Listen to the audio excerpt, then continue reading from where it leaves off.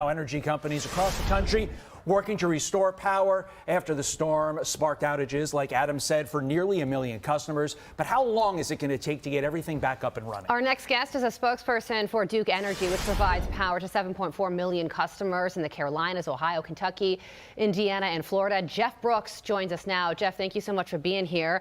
Which have the hardest hit areas been when it comes to power outages? And give us a timeline on when you expect the lights to be turned back on. Well, yesterday was an evolving day. We saw a lighter than expected number of outages at the start of the day, a lot of sleet mixed in with the freezing rain, which helped to reduce those accumulations and provided a little bit of benefits, especially from, say, Charlotte over toward the Triangle. But what we began to see as the afternoon progressed was a spike in outages west of Charlotte, kind of in the mountains, down in the upstate of South Carolina, Asheville area, Hendersonville. All these areas began to see large amounts of freezing rain as a second wave of moisture came through, and that drove a significant number of outages. We had at one point more than 50,000 customers out in that general area, which is a lot for where that is.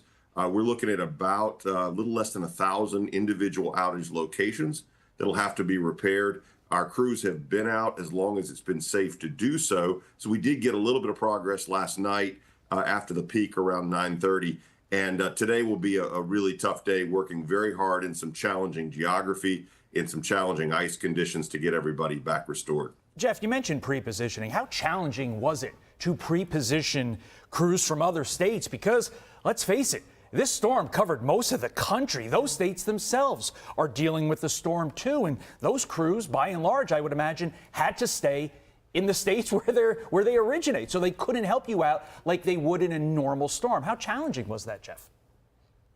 Well, that's right. You know, we had this storm impacting a lot of the East Coast. This was a testament to our mutual aid agreements, the agreements we have with other utilities, with other contractors. We were able to secure crews from over 40 states, so crews from here and there, places we could get. And we used our damage modeling to figure out the right places to place them around North and South Carolina so that they could be put into play. We also leveraged the size of our utility. We have crews in Florida that are Duke Energy crews and contractors that were not in play in this storm that we were able to move ahead of the storm to put them into place. And they're familiar with our system, familiar with our crews. So it was a great way to integrate those into our system along with the crews we were able to get. And again, that is probably the biggest change from the early 2000 ice storms, is that ability to cooperate and leverage resources around the country, even when they're in play as well. Jeff, if you have power now, has the threat of losing it already passed, or should people still be concerned? You know, I think largely if you're in the central part of the state, most of that has passed.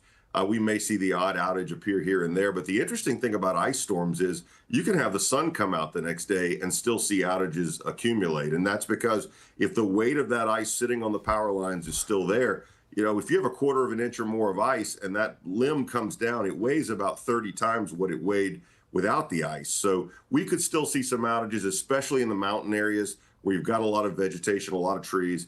And that's always the discomforting thing, you know, when you're sitting at home and you hear that crack and a limb comes down. That'll continue for a few more hours as well.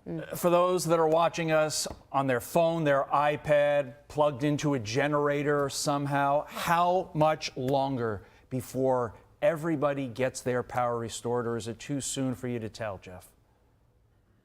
Well, we brought in a total of about 18,000 line and tree workers, considering local crews and the crews from out of state. So those resources will all be available and leveraged. But the reality is we're still looking at more than 800 outage locations that have to have a crew go, fix a broken pole or a broken line, and often in difficult terrain, rural areas, places that are hard to access.